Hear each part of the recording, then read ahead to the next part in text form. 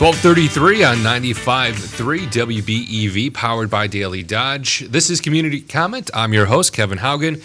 It is my pleasure to welcome into our Daily Dodge TV studio our guest today on the program, Dodge County Sheriff Dale Schmidt. Sheriff, how are you doing today? Doing really well. It's a great week.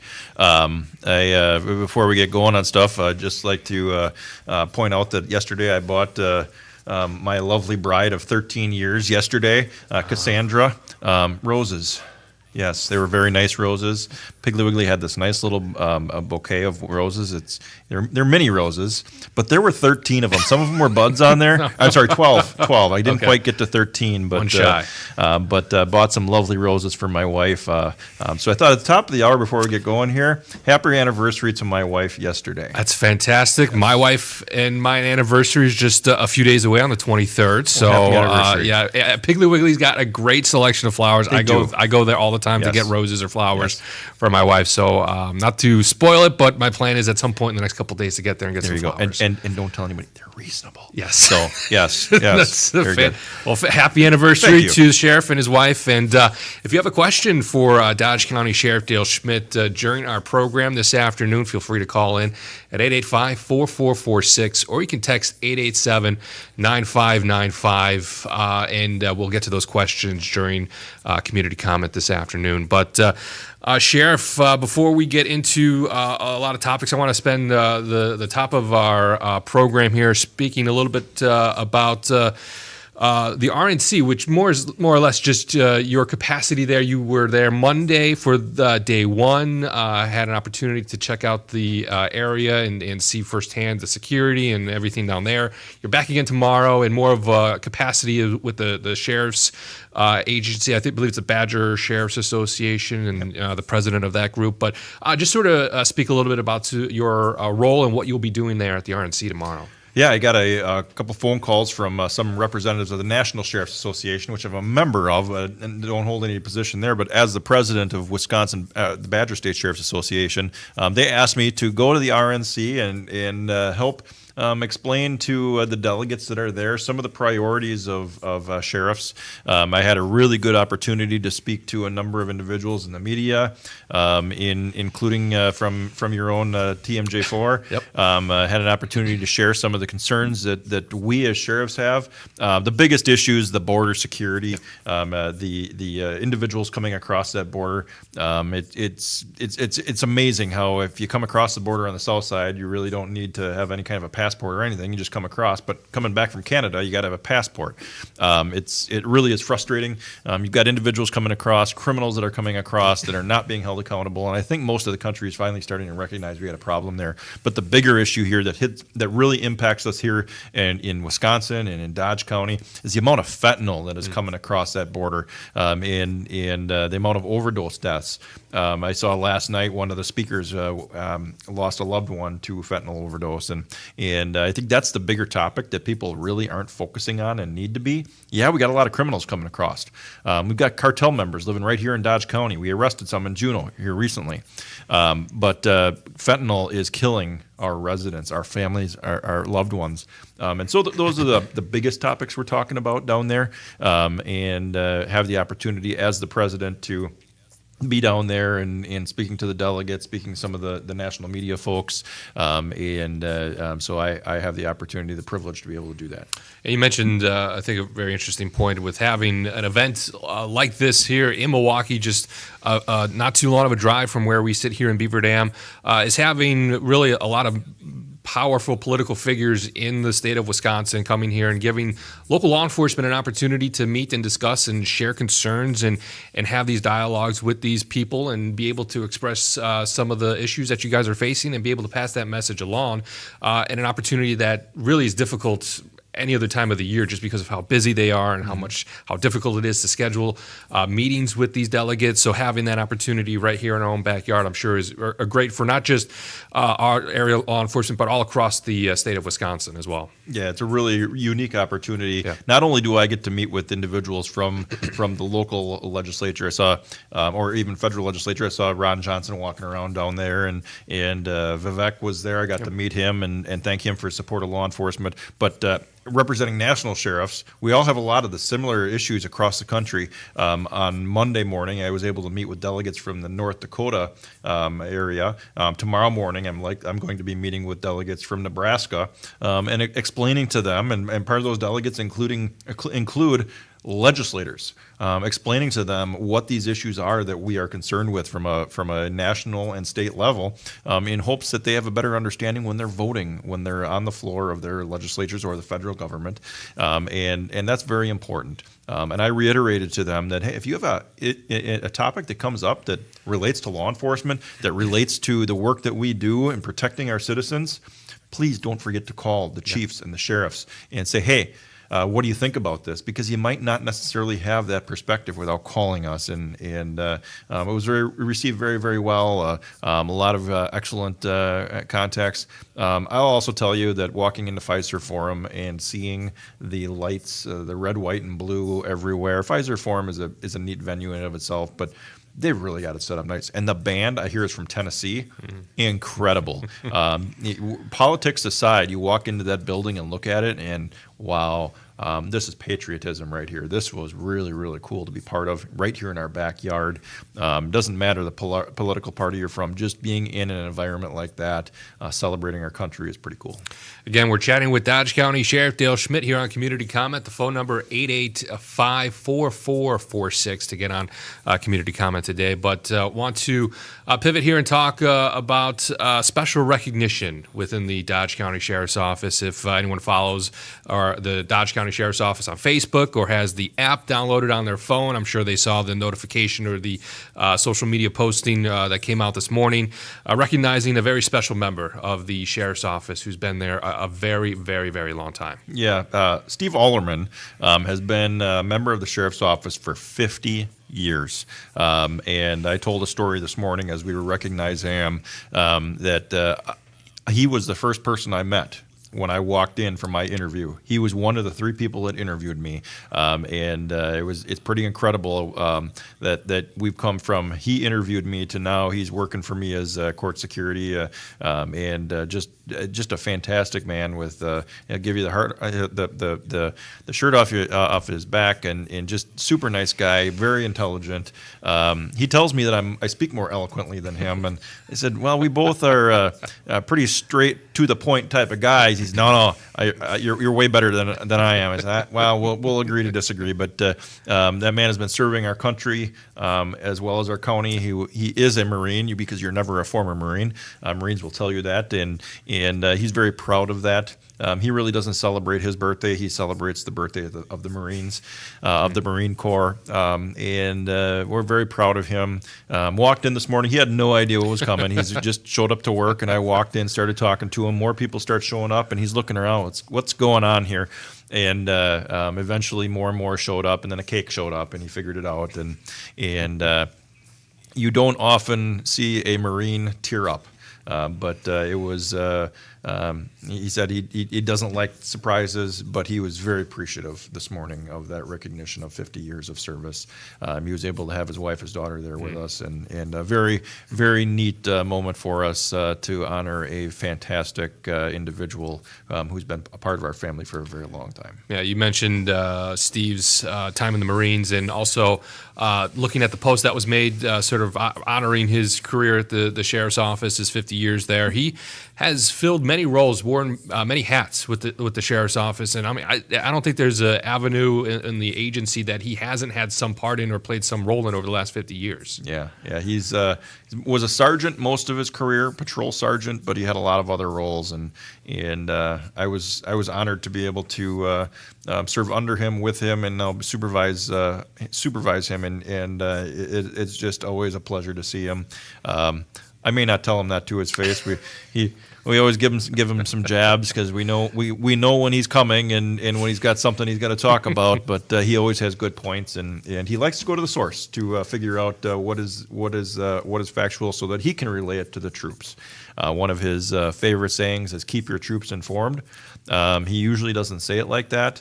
He'll say it KYTI, and then you need to figure out what that is. But that's keep your troops informed, and he likes to instill that in all leaders, and he's just a fantastic guy, and we're very proud of him. Yeah, and it is something that will be highlighted again here. The sheriff's office puts out an employee highlight of the month, and I believe he'll be the focus of that here in the coming weeks. So we'll be able to learn a little bit more about Steve and his background. And it seemed like, there's a lot to tell there, and I'm sure he's got a lot of stories to share with his time in the sheriff's office. Right. Yeah, he certainly has a lot of stories, and he was telling some of them this morning. And we're happy to have him. He said if he could guarantee he would be here for another 50 years, he'd probably stick around. But he said, I don't know that I can guarantee that at this point, but we're happy to have him as long as possible. He did, not all that long ago, give me a 2-year notice that he might be looking at finally hanging it up at some point, but I don't know how firm that 2-year notice is. Instead of a 2 week, it's a 2 year. 2 year, yeah. 2 year. I like it. I'm assuming he gave a positive recommendation after the interview that you had with him back how many years ago. That first interview went. I'm assuming went well. Well, I told everybody this morning that if you like what I'm doing, you can thank him. If you don't, you can thank him, because he did recommend. I was number 2 in the process. I wasn't the first one selected. I was number 2, so I gave him a little hard time for that. But he obviously recommended me and moved me forward, and I'm appreciative of him and his mentorship and friendship for these 25 years since. Great, fantastic. Again, we're chatting with Dodge County Sheriff Dale Schmidt. The phone number for the program is 885-4446. We do have a caller on the line. I want to welcome them on to Community Comment. Hi, Kevin. How are you? I'm doing well, Tyler. How about yourself? Happy early anniversary and happy belated anniversary, Dale Schmidt, because your anniversary is the same day as my birthday. Oh, very cool, Tyler. Thank you. Happy birthday. Thank you. I'm just curious, what got you into law enforcement? Did you always want to be an officer? Oh, that's a good question. I'll give you the brief version.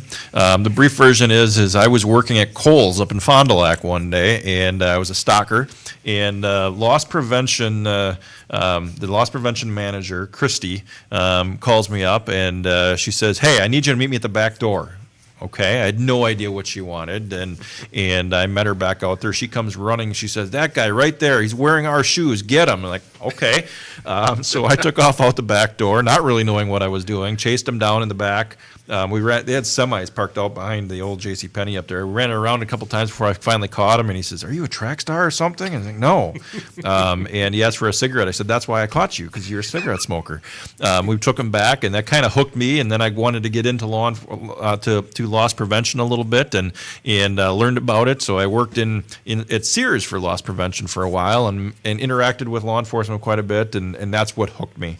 And then so I was going for a degree in business, and was going to UW Fond du Lac, and I applied up at Fox Valley Tech. Started classes, was about a week in, had my class list that had intro of law enforcement on it.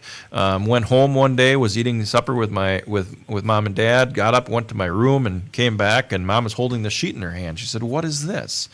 And I said, "I might have forgotten to tell you that I switched majors. I'm going to go and be a police officer." And I wasn't sure how that was going to go over with her, because I hadn't shared with her ahead of time what I was going to do. But she was obviously nervous. But I think she's okay with it at this point, and been very supportive ever since. So that's how I got into law enforcement, or had the idea to switch to go to law enforcement. Well, thank you for your service. We really appreciate you. Thanks, Tyler.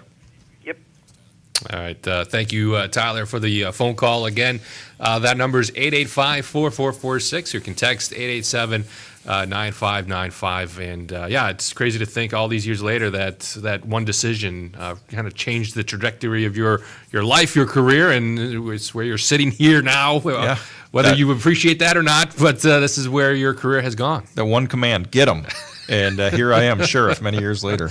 Yes, it's incredible how things develop and change over. It'd be a good meme. That would be a really, really great meme. Sure. But speaking of your history, getting into law enforcement and now being a sheriff, I guess this is sort of a prelude question to our next sort of topic. Is were you aware of how busy and how chaotic working in law enforcement could be?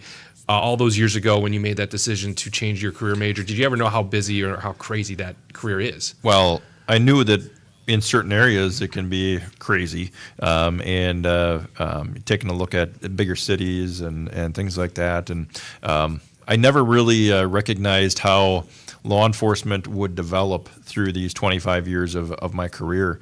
It's been interesting to watch the increase in calls for service. The things you see in bigger cities are now getting out into the more rural areas, which isn't good.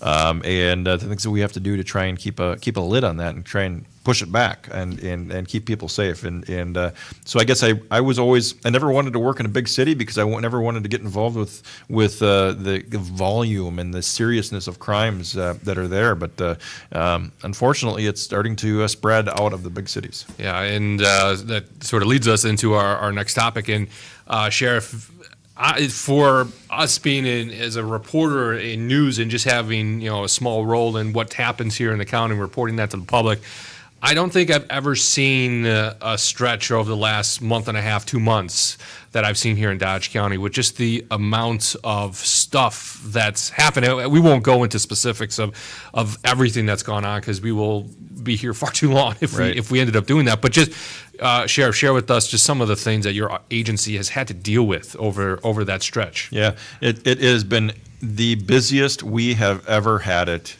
in Dodge County.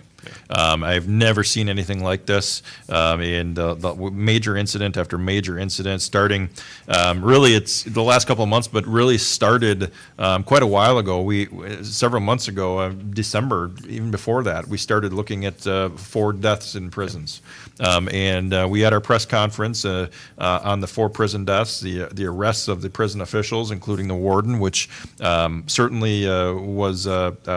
Not something that we wanted to do, not something that we were desiring to get behind, but something we had to do because we had to bring light to a very serious issue, and that plain and simple, that was awful. We did not want to do that, and the conversations we had to have needed to take place because there are serious changes that need to be made, starting in Madison, and so we had some very serious conversations about that. But then since then, we have had an attempted homicide, and it was a very violent domestic type incident that we had to deal with. That kept us and our SWAT team busy and other SWAT teams busy for about 6 hours, 7 hours. After earlier in the day, we had an investigation into a child sexual assault, a horrible one.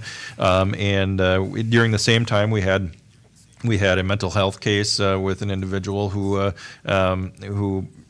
succumbed to some injuries. We had another mental health case involving a juvenile, all at the same time on that same day.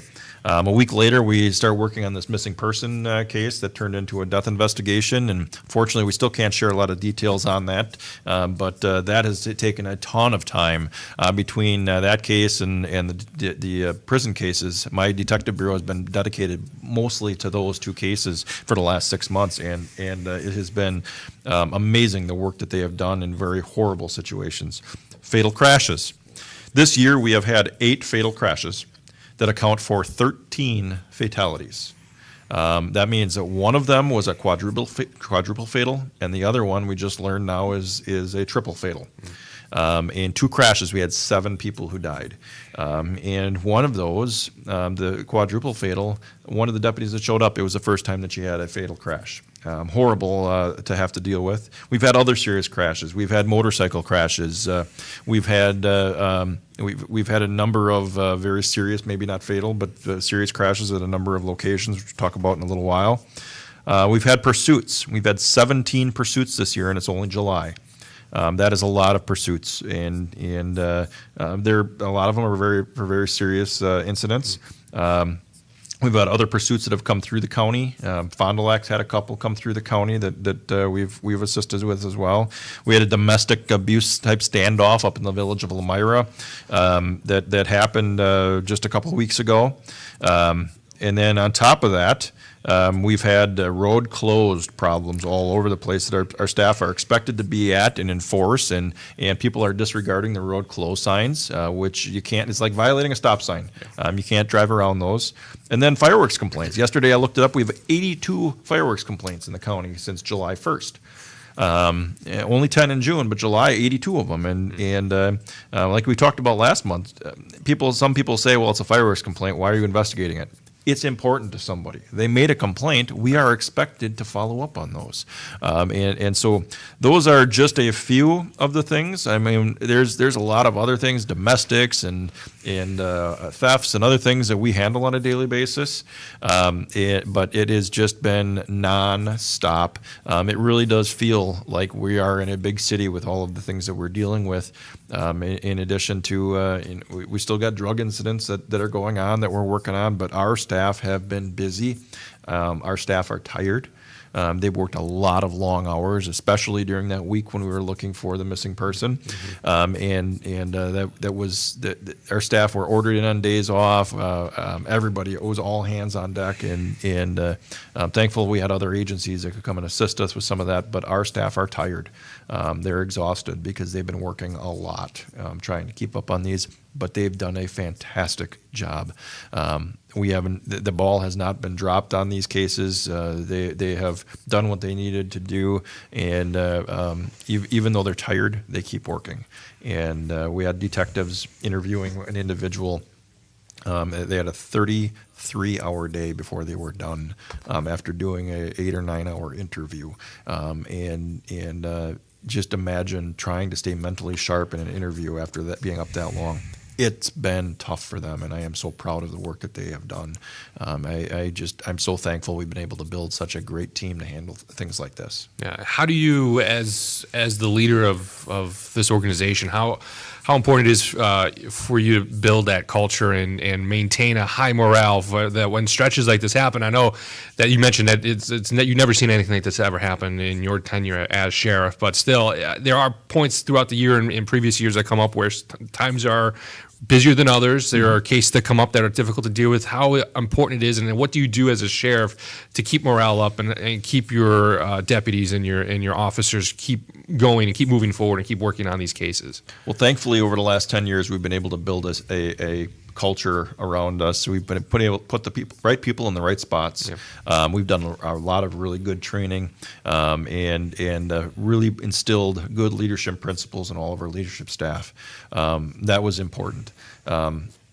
What I have to do is constantly, I've got to be more than just managing the scene, managing this is what we're going to be doing, this is who we've got, getting resources. I've still got to be that cheerleader. And so for a while there was, okay, I'm sending you another email just telling you what a great job you are doing, but I have to because you guys need to hear it. And when you do those types of things, some of the employees are like, yeah, whatever, it's just another email. But some people read it like, we appreciate the feedback. Everybody likes to have recognition for the work that they do, regardless of who they are, even if they don't always admit it. Having that recognition that they've done a good job, it keeps them motivated. It's why from time to time I've had to tell people, no, you're done. You're going home. I know you want to stay here and you want to keep working, but you have worked for 25 hours. It is time to go home and get some rest.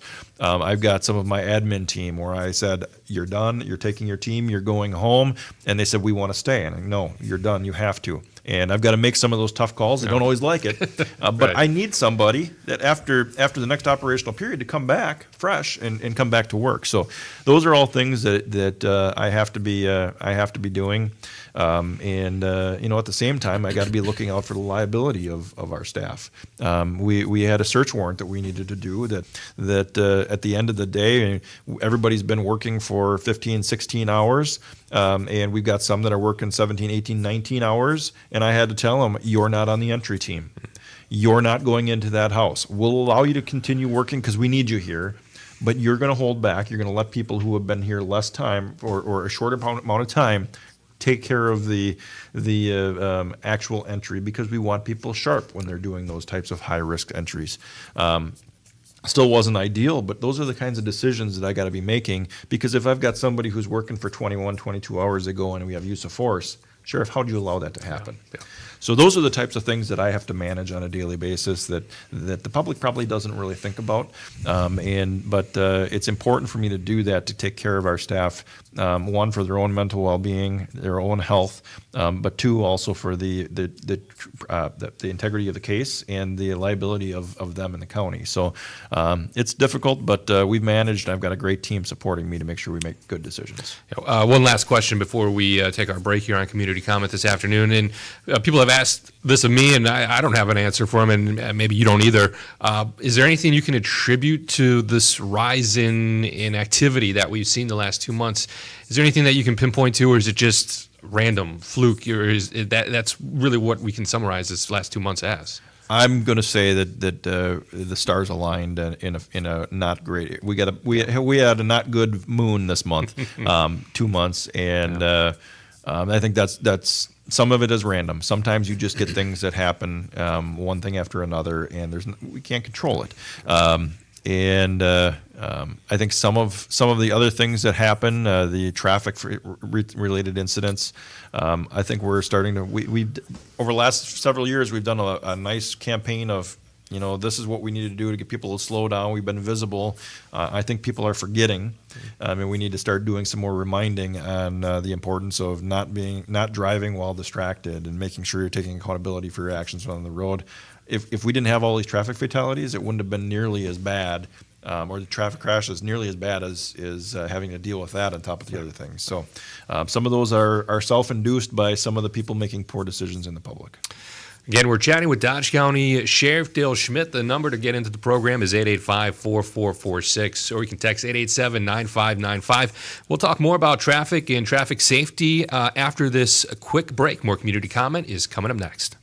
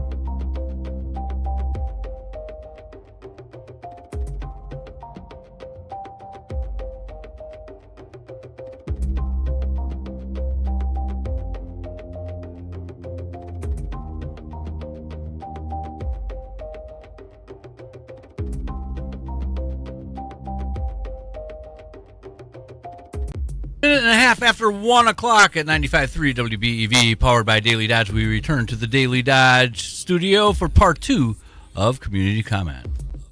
Well, thank you, Jeff, and welcome back into Community Comment. I'm your host, Kevin Haugen. We are joined with Dodge County Sheriff Dale Schmidt on the program this afternoon.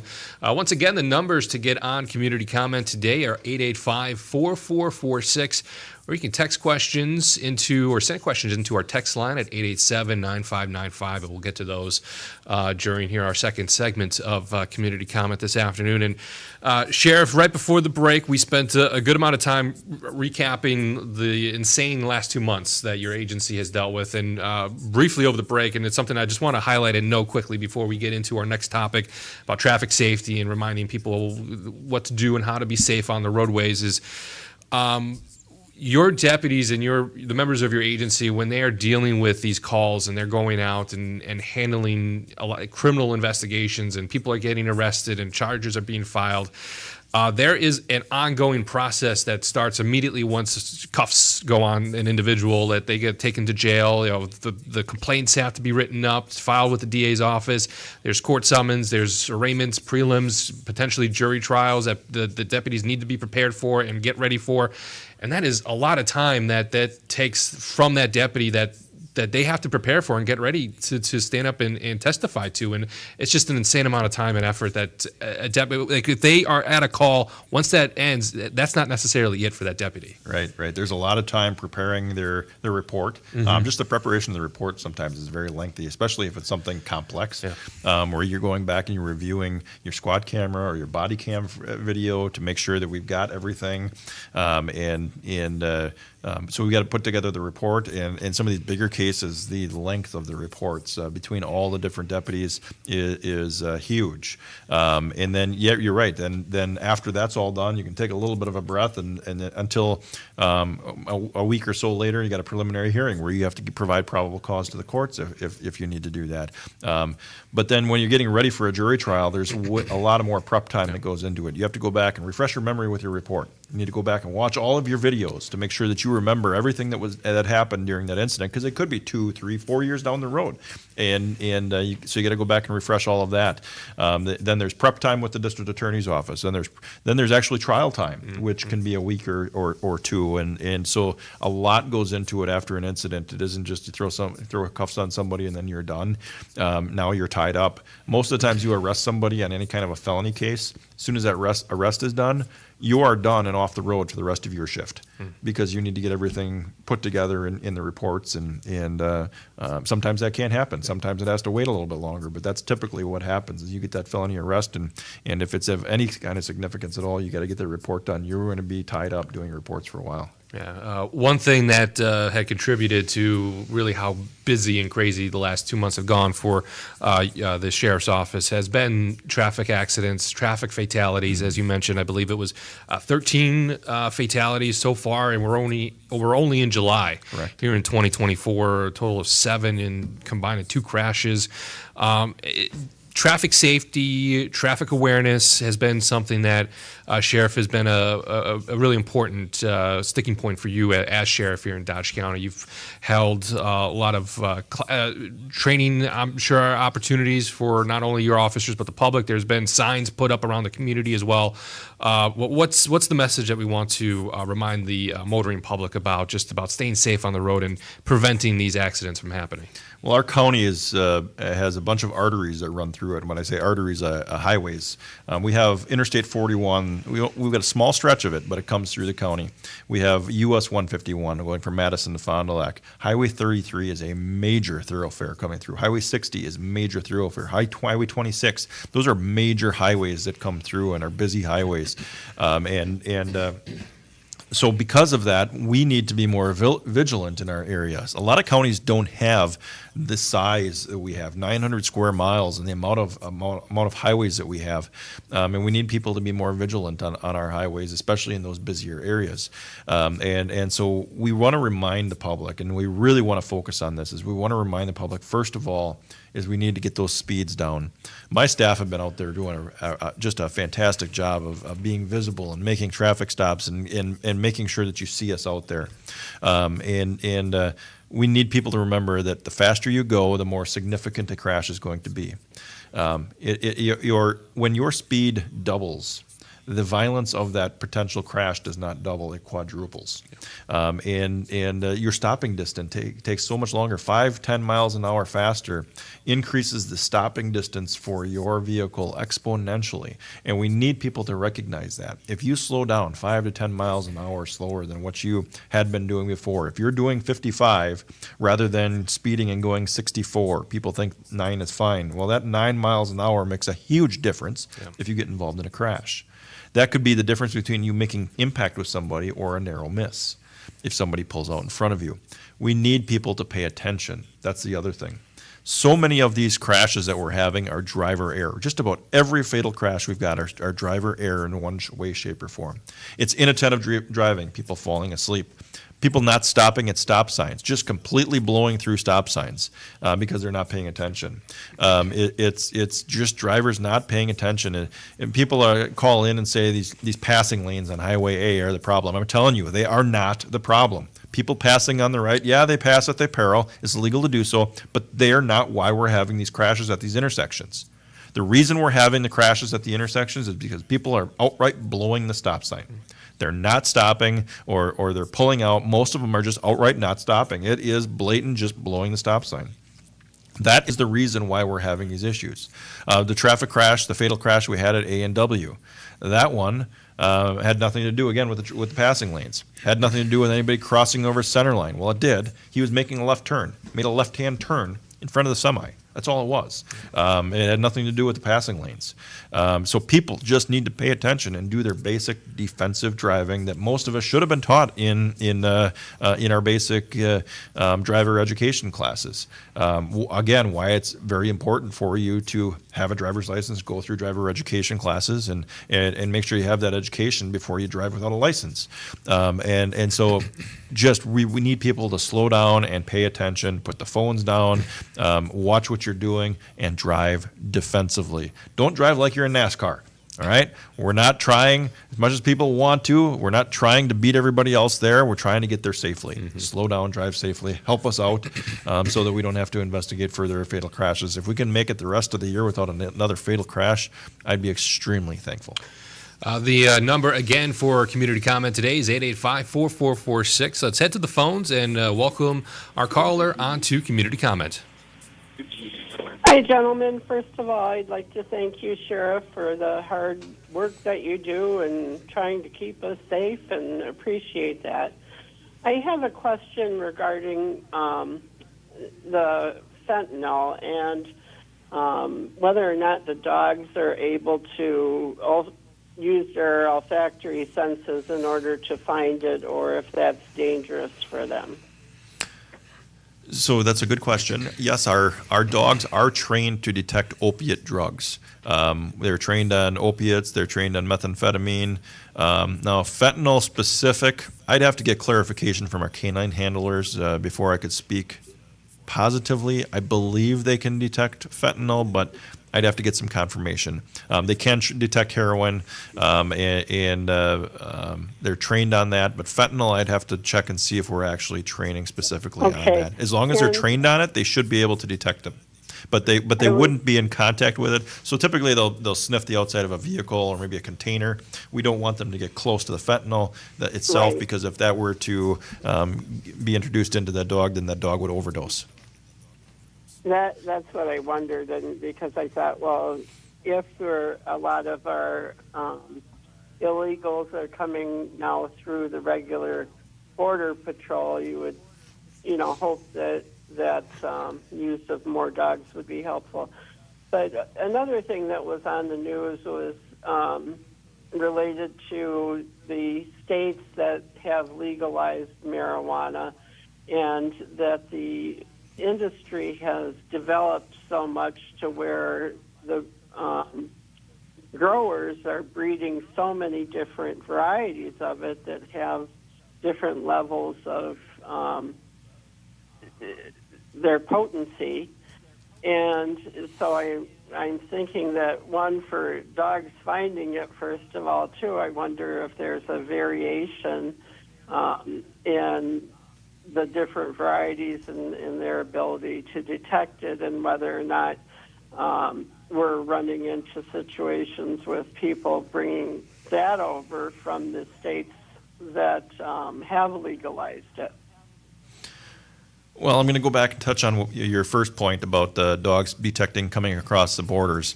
They can detect when cars are coming over the border, but most of these people aren't coming across on cars. Some of them are smuggling through in semis and things like that, but a lot of this is coming through the non-sanctioned borders or entry points. They're coming across with the individuals who are walking across the border or coming through or not on the roadways. So it is a huge funnel of fentanyl coming across that border, and Border Patrol doesn't even have an opportunity to stop it. But your question about marijuana, yes, there's a lot of different potencies, a lot of different variations out there. Delta 9 THC is the one that's illegal. There's other ones out there, Delta 8 and Delta 10, which also have very significant impairing properties, which can be much more potent. Those are legal substances in the state of Wisconsin and really across the country because it's not that Delta 9 THC. It's difficult to detect a lot of those that are coming into our state from other states. But yes, there's a lot of manufacturing of different levels of potency. So you make some really good points, and it becomes more challenging for us because when those individuals are impaired, it doesn't impact just them individually. It impacts their actions in the community, their actions behind the wheel, and we are seeing a lot of tragedy as a result. You talk to the law enforcement in other states that have legalized marijuana. I will tell you that they say, yeah, there's revenue that's come into the state, but those that are impacted by marijuana never see any of that revenue. So the traffic fatalities, as an example, or all the other crimes that occur because people are high, none of that money ever gets funneled to those entities to help combat that, and is seriously a huge problem. So I know that debate over legalization will continue in coming years, but I think the legislature needs to recognize that there are other states that are having serious problems that people on the other side of that issue don't want to talk about, but is a serious problem that we need to be aware of. But thank you for that question. I have one last question on a totally different subject, but with all the recent coverage with last Saturday's events with President Trump, different news reports from different stations and everything, they reported that the location of his speech and that the bunting on the decoration there was bulletproof. And to me, first of all, it seemed unlikely that something so flexible would be a good deterrent for that. And plus, that really only goes up to about waist high, whereas like on the video coverage from January 6th, there was a lot of plexiglass that was on the upper part, and it just seemed to me that on such events that something like a plexiglass or something that is see-through and covers the upper areas that are more deadly would be the norm, I guess, for some of these political things. Yep, I think you're right on. The bunting isn't really going to be very beneficial at all to cost effective either.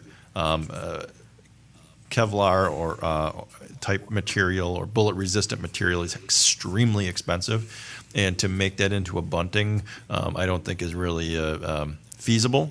I mean, if somebody can come up with something, that'd be great. But I think your idea of the plexiglass around the speaker would certainly be good. I think in this situation, in my analysis of the situation, I thought of plexiglass as well. I don't know if necessarily speakers are going to want to be stuck behind a plexiglass. I don't know. Some people might be okay with it. It really is going to fall down to, especially if it's the president of the United States, and they say, I don't want that there. They're the boss. I don't know how that's going to go, but I can tell you from my quick analysis of it, and I've been studying it quite a bit, simply because there's been rumor out there that what if Donald Trump comes to Dodge County, which there's rumor out there of that. If that were to happen, what would I do? And I can tell you that in the exact same situation, I would be standing at that podium before anybody got there, and I would be pointing out, these are points of potential weakness. And I was absolutely astonished that they did not have somebody on that rooftop. It shouldn't be a drone. It shouldn't be other forms of technology. Somebody should be stationed on that rooftop adjacent. I could have made that shot easily. I could have made that shot, and somebody should have been on that rooftop. And so as the sheriff, that's what I'd be doing. I'd be standing up there. Where are our points of weakness, and what do we do to mitigate that point of weakness? I don't think that happened. I think there was likely resources that were not provided that should have been. In a situation, you've got a former president who is the presumptive nominee for the party. There should have been far more resources from the Secret Service there. But if the Secret Service wasn't providing them, if it was me as the sheriff, I would have been. And I've already told my staff, if he shows up, everybody will be working that day. And we will make sure that there is a high degree of security to make sure that doesn't happen. But there's a lot of things that could be done. There's a lot of coulda, shouldas, armchair quarterbacking. But obviously there were some resources that were not allocated that should have been in that case. And it's a very difficult job, especially when you're moving around the country as often as he is, to keep up with it. But that's the job. You got to get that done. It's good questions. Yeah. Thank you. Okay, well, thank you so much.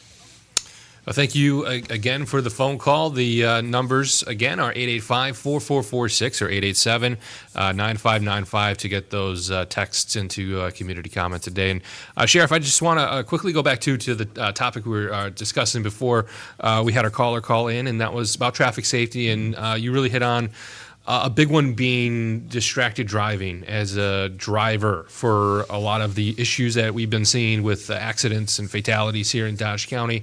Is there not strict enough penalties for people who are driving distracted and the law enforcement officer spots them and pulls them over? What are those current penalties? Do they need to be stricter? Is there tougher penalties that need to be enacted to prevent people from checking their phones or doing other things other than focusing on the road in front of them? I think we have the penalties in place. There's the law. There's a couple of them. There's inattentive driving, which covers. We've had that in place forever. There's no texting while driving. Our challenge isn't so much the fact that there aren't laws.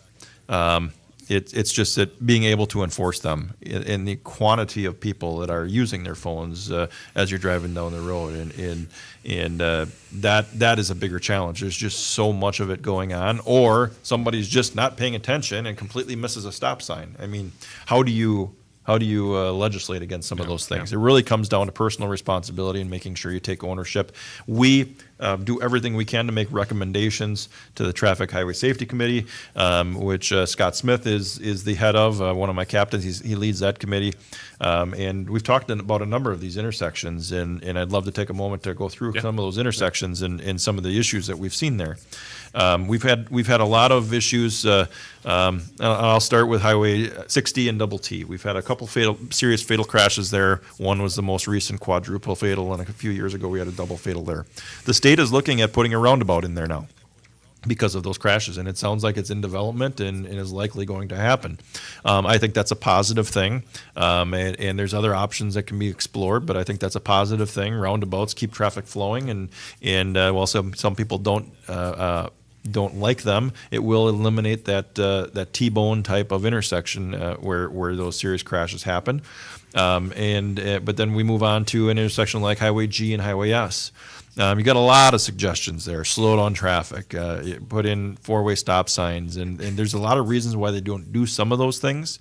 I think part of it is I think people aren't seeing those stop signs. And maybe we've suggested maybe we need to put overhead stop signs with some flashers in addition to the flashing stop sign to catch people's attention.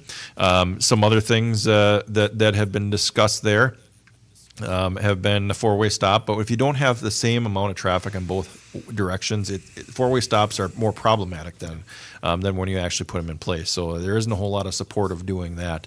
I think a big problem with Highway G and Highway S is the nonstop road closures on Highway 16 and 60 that are east of Columbus. We see that all the time, and so where's the traffic go? The detour is 151 to 33 to 26. Nobody drives that detour. We know that. I've expressed that to the state. That does not work. It's a 30-some mile detour. Everybody else is using those back roads. They're using Highway S coming from 151 and going over. There's an increase in traffic. And every single time we have those closures down there, we have more traffic on S, which causes these problems. So that's something they need to address. A and W. I've told the Traffic Highway Safety Committee that if they're going to if the state's putting a roundabout at 1660 and double T, A&W is another logical choice. And I think there's supervisors that were at that meeting that will consider that and see if that's something that needs to be done there. I think that would resolve the issues we have at that intersection. There again, W doesn't have as much traffic as A and I. And if you were to make a four-way stop, that creates more problems than it solves. You're going to have a lot more traffic backup. So they need to come up with some other options there. Another location, Highway 33 east of Horicon all the way to the county line. You can't pick one intersection there.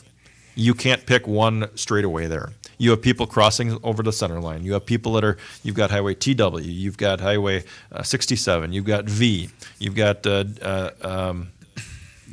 AY. P is no longer a problem because we've got a roundabout there. But you have a huge section there of crashes, people passing in a no passing zone. It's a racetrack through there. And I made the recommendation they need to seriously start looking at a four-lane highway going through there.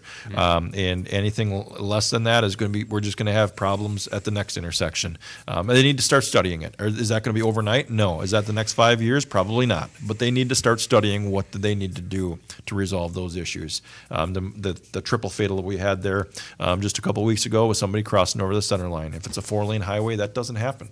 And so those are things that they are talking about. We are constantly looking at those. We're still planning, the state's still planning on construction on 151 and DE and 151 and C for next year to change those designs, and hopefully that helps those intersections. Once we get one area solved, we find another location, unfortunately. So we just need people to slow down, drive safely, and be responsible, pay attention to what's going on. That's going to help save some of these tragedies. The Highway Safety Committee that you mentioned, is this something that is one of their primary, I know there's probably a lot of things that they're on top of or responsible for. Is this something that they're essentially tasked with, is finding solutions or reaching out to like the DOT or state legislatures and say, hey, we need more people looking at this section here in Dodge County that has a lot of crashes? Is that something that they're kind of tasked with handling? The committee is made up of representatives from around the county, fire departments, police departments, our agency, the Wisconsin Department of Transportation shows up, the highway department is there. We have supervisors that show up to some of these meetings from the county, and so there's people from all over, and they discuss them. They go through some of these fatals, they analyze them, and then they make recommendations to the Highway Commission or to the Department of Transportation in hopes of resolving some of these issues. Trace Frost used to be a captain of mine, is now a traffic safety coordinator with the state. He comes back and helps provide some analysis and hot spots of where we have problems. So it's a really good committee. They meet 4 times a year to go over these things to try and find solutions to try and keep our highways safe. Yeah, we're chatting with Dodge County Sheriff Dale Schmidt here on Community Comment. Just a few minutes left here on our program today, and with that time, I want to be sure to hit on one last topic here on our program, and that's something to do with the app.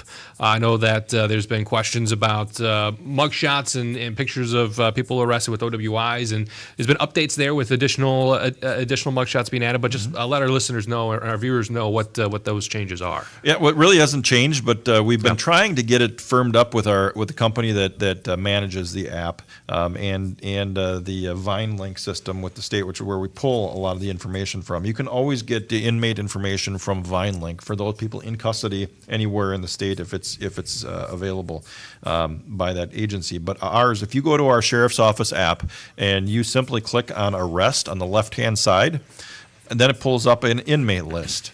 And the inmate list shows every inmate that we have in custody. Some of the photos don't always get updated right away, but every inmate that is in custody in the sheriff's office is on that app. And if you pull them up, you can go in to see why that individual is in custody.